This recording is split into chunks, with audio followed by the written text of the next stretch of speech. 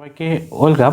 আজকে কিন্তু আমি আরেকটা ক্লাসে চলে এসেছি পার্টিসিপল অনেক আয়োজন। আজকে পার্টিসিপল কি সব দেখতে হবে। দেখো, পার্টিসিপল হলো একটা ভার্ব, দেখো কি অ্যাডজেক্টিভ হিসেবে মানে যে কাজ করে, ভার্ব অংশ হিসেবে কাজ করে, সেইটা কিন্তু পার্টিসিপল। পার্টিসিপল কয় প্রকার? 3 প্রকার। প্রেজেন্ট, পাস্ট, পার্টিসিপল 3টা প্রকার আছে। কীভাবে দেখবা? প্রথম আছে ভার্বের সাথে আইনজি যুক্ত থাকবে। তারপরে কেমন দেখো, I see saw a sleeping, দেখো যে আপনার চাইল্ড, দেখো এখানে যে স্লিপিং না, মনে রাখবা এই পার্টিসিপল কিন্তু অ্যাডজেক্টিভের কাজ করে, ভার্বের সাথে যুক্ত হয়ে অ্যাডজেক্টিভ কাজ করে। এই যে মনে রাখবা আজকের থেকে। তার মানে কি, দেখো এখানে ফুল স্টপ একটা ওয়ার্টাল কি নাউন বসে, তার আগে একটা ওয়ার্টাল কি বসে, অ্যাডজেক্টিভ বসে না? তুমি এভাবে হিসাব করো। দেখো এখানেও কিন্তু আমরা শিখছি কিন্তু প্যাডের নিয়ম দিয়ে।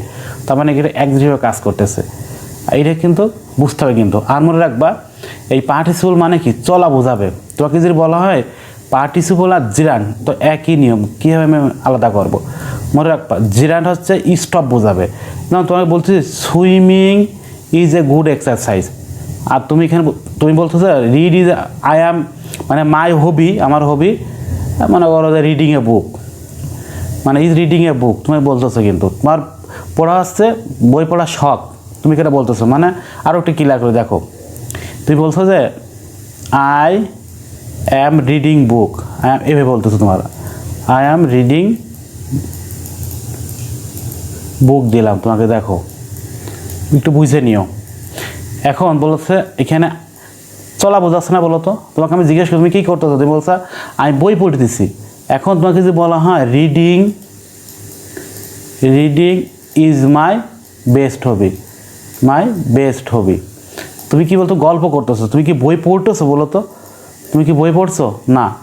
তার মানে কি এই ভাবটা স্টপ বোঝাচ্ছে, এইটা হচ্ছে রানিং। তার মানে যেটা হচ্ছে রানিং বোঝাবে সেটা হচ্ছে পার্টিসিপল, আর যেটা স্টপ বোঝাবে সেটা জিরান। জিরান হচ্ছে ভার্বের সাথে আইনযুক্ত নাউনের কাজ করবে, আর এটা ভার্বের যুক্ত করে অ্যাডজেক্টিভে কাজ করবে, সেইটাই কিন্তু এখানে বোঝাচ্ছি। সেই 3টা প্রকার আছে। মনে রাখো পার্টিসিপল মানে ভার্ব V3, কিন্তু 2 না কিন্তু। এই যে আই সি সয়ে রোটের ম্যাঙ্গো, দেখো রোটেড ম্যাঙ্গো, তাহলে এখানে এই যে ভার্ব এটা কিন্তু V3 আছে। তারপর দেখো পার্টিসিপল কি হ্যাভিং থাকবে, তারপরে ভার্ব V3 থাকবে। পূর্বের সম্পূর্ণ কাজ বোঝানোর জন্য কিন্তু এইটা ব্যবহার করা হয়, মনে রাখবা। তার মানে এই যে হ্যাভিং দিয়ে শুরু হবে, আর এই যে ভার্ব V3 থাকবে। এই যে টেকনিক, ধরার টেকনিক, আশা করি বুঝতে পেরেছো।